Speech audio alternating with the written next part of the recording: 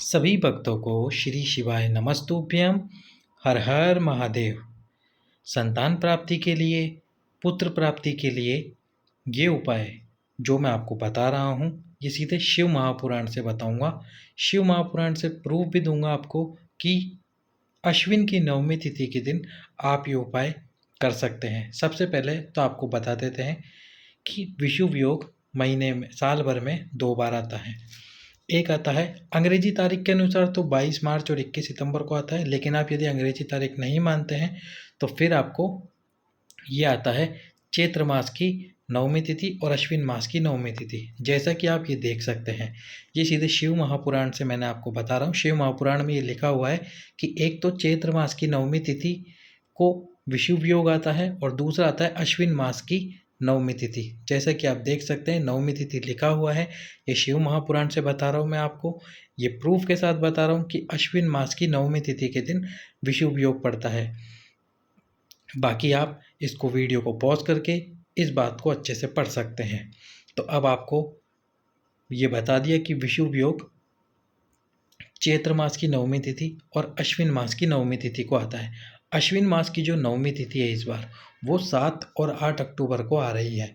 ये 7 अक्टूबर को प्रारंभ होगी सुबह 8:09 से और अगले दिन रविवार को 8 अक्टूबर के दिन सुबह 10:13 तक ये नवमी तिथि रहेगी।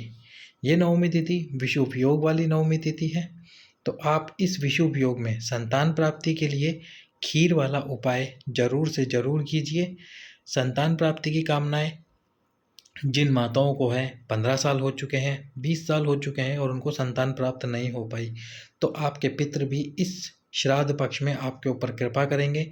पितरों की कृपा से, विषुव योग से आप ये उपाय करें, निश्चित रूप से आपको संतान की प्राप्ति होगी। उपाय ज़्यादा कठिन नहीं है।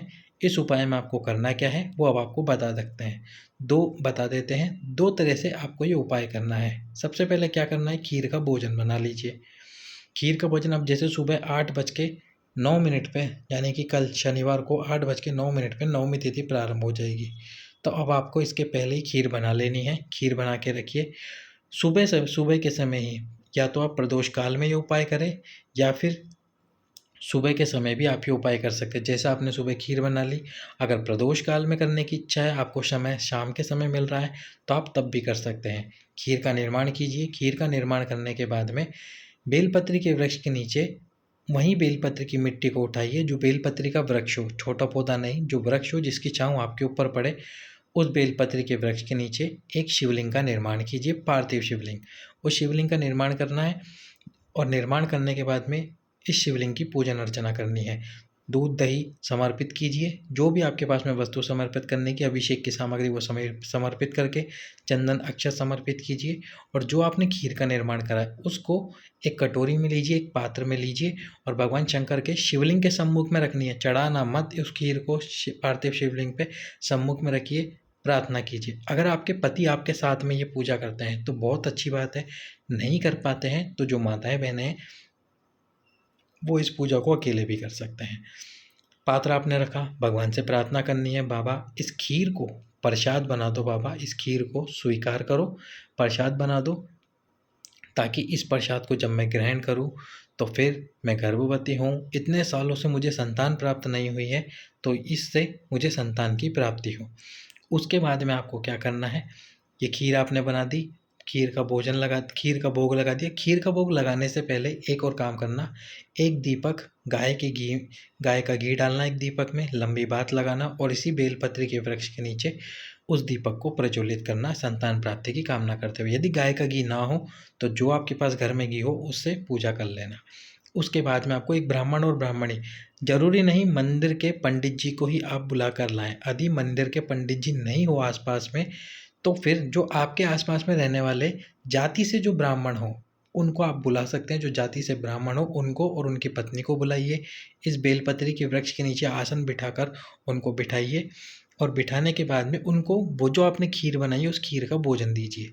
खीर का भोजन जब आप उनको देंगे तो जो माताएं हैं वो अपनी झोली पसार कर उनके खीर का भोजन खाने से पहले उनसे प्रार्थना करें कि आप थोड़ा सा प्रसाद हमको हमारी झोली में, मतलब कि आप झोली में एक पात्र रख लें और उसमें थोड़ा-सा प्रसाद उनसे माँग लीजिए, जो आपने उनको खीर दी है खाने के लिए। वो अपनी खीर में से थोड़ा-सा प्रसाद आपको देंगे झोली में और उस प्रसाद को आप अपने पास रख लीजिए। जब ये दोनों ब्राह्मण और ब्राह्मणी भोजन करके उठ जाए, यानी कि खीर का भोजन करके उठ जाएँ बेलपत्री के वृक्ष के नीचे से, फिर पति और पत्नी दोनों को इस बेलपत्री के वृक्ष के नीचे बैठना है। एक तो ये वाला प्रसाद, कौन-सा वाला? जो आपने शिव जी के सम्मुख में रखा था, ये वाला प्रसाद, और एक जो आपको ब्राह्मण और ब्राह्मणी ने प्रसाद दिया वो।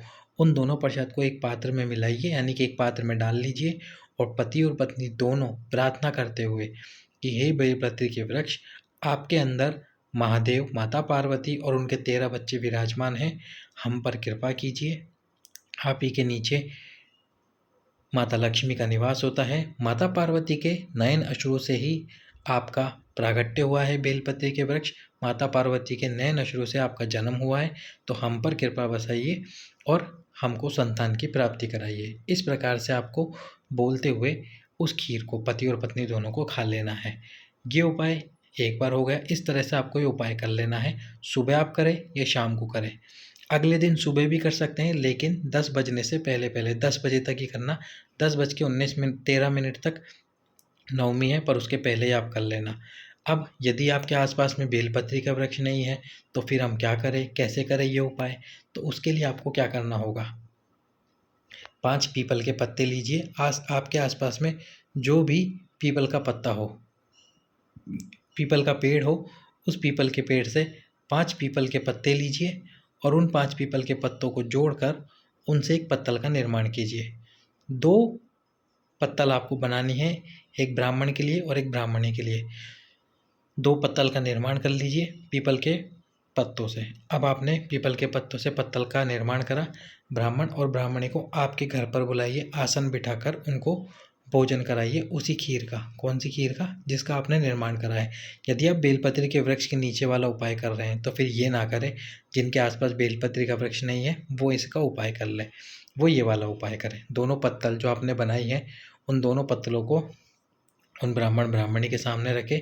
फिर उन दोनों को उस पत्तल के अंदर खीर परोसिए। खीर परोसने के बाद में जब वो ब्राह्मण ब्राह्मणी खीर खा के उठ जाए, तो उनकी ही जूठी खीर पहले उनसे बोल देना एक बार कि आपको आपकी थोड़ी सी जूठी खीर इस पत्तल में छोड़नी है। क्या पता वो पूरी खीर खा जावे और आप ये सोच कर बैठे रहें कि वो अपनी जूठी खीर छोड़ेंगे पत्तल में, तभी हम खाएंगे, और वो छोड़ के ही ना जाए। तो इस बात का ध्यान रखना, एक बार उनको बता देना। उसके बाद में जब वो दोनों खाकर उठ जाएँ, आपके घर के अंदर ही बुला लेना उनको। घर के अंदर बुला के दोनों को आसन पे बिठा के खीर का भोजन कराओ। उसके बाद में पति और पत्नी दोनों उनके स्थान पर बैठो। उसी पत्तल में दोनों जो उनकी छोड़ी हुई झूठी खीर है उसको खा लीजिए। 3 महीने के अंदर अंदर आपके ऊपर कृपा होगी। गर्भ नहीं ठहरा होगा 20-25 सालों से, तो आपको संतान की प्राप्ति होगी, गर्भ आपका ठहरेगा। अभी हाल ही में एक माता को, जो भी पितृ शिव महापुराण गुरुजी ने वाची, उसमें 36 साल में एक माता को संतान की प्राप्ति हुई है। तो उनको 36 साल में संतान की प्राप्ति हुई है, आपको भी प्राप्ति होगी। बस ये उपाय कर लीजिए।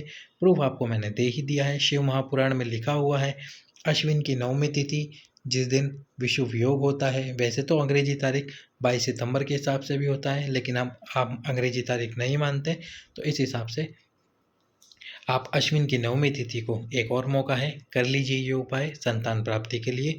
सभी भक्तों को श्री शिवाय नमस्तुभ्यम। हर हर महादेव।